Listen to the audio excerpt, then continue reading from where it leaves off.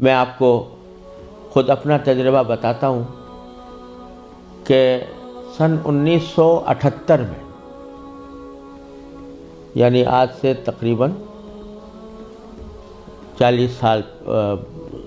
سال پہلے مجھے سب سے پہلے امریکہ جانے کا اتفاق ہوا۔ اس وقت سن 1978 میں سب سے پہلے میں امریکہ گیا تھا، اور ایک مسلمان تنظیم کی دعوت پر گیا تھا۔ مسلمان تنظیم کا اس وقت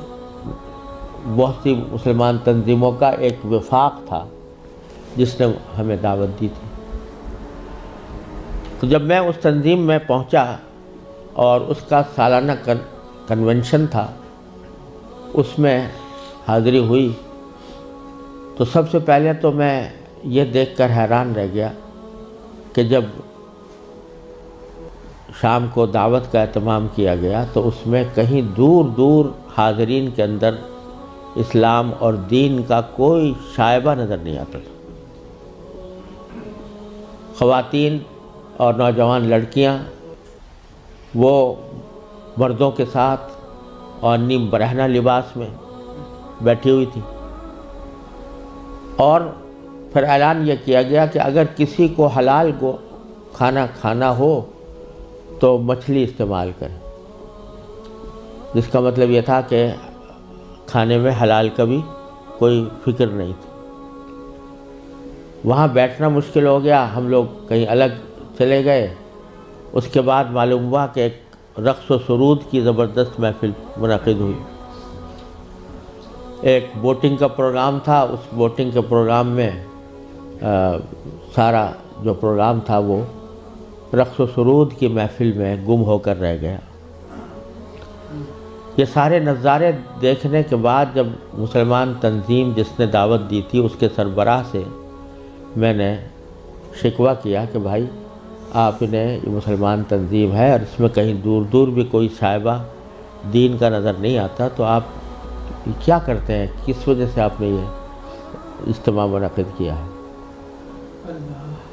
تو وہ لبنانی تھے وہ صاحب جن سے میں نے شکوہ کیا، تو اس کے جواب میں ان کی آنکھوں میں آنسو آنے لگے اور کہنے لگے مولانا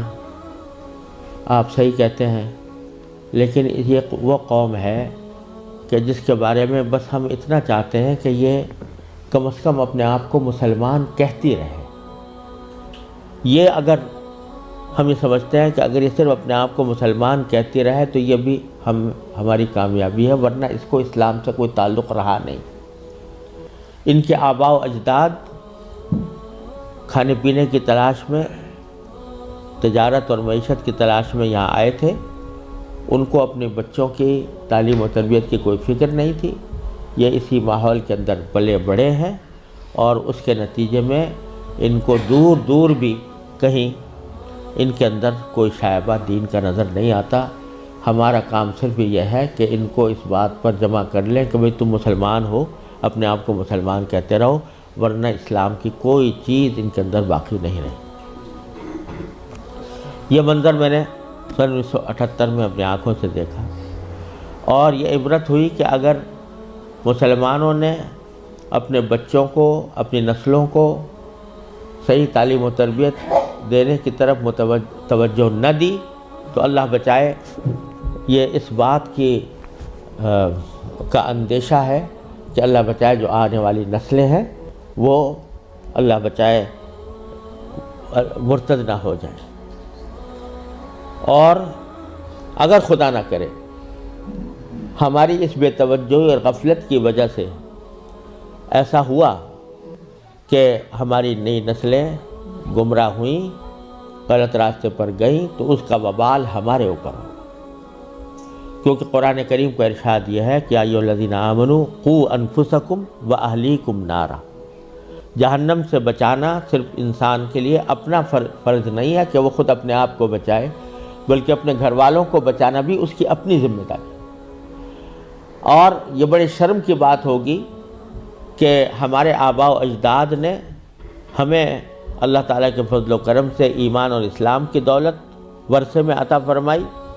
اور ہم اپنی اولاد کو اللہ بچائے غلط راستے کے اوپر ڈالنے کے ذمہ دار بنے۔ اس سے زیادہ شرم کی، اس سے زیادہ نقصان کی کوئی اور بات نہیں ہو سکتی۔ لہٰذا یہ مسئلہ جس اہمیت کے ساتھ توجہ کا محتاج ہے،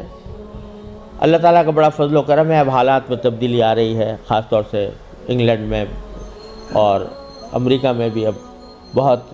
مسلمانوں کو اس طرف توجہ ہوئی ہے، ادارے قائم ہو رہے ہیں، لیکن جس پیمانے پر ضرورت ہے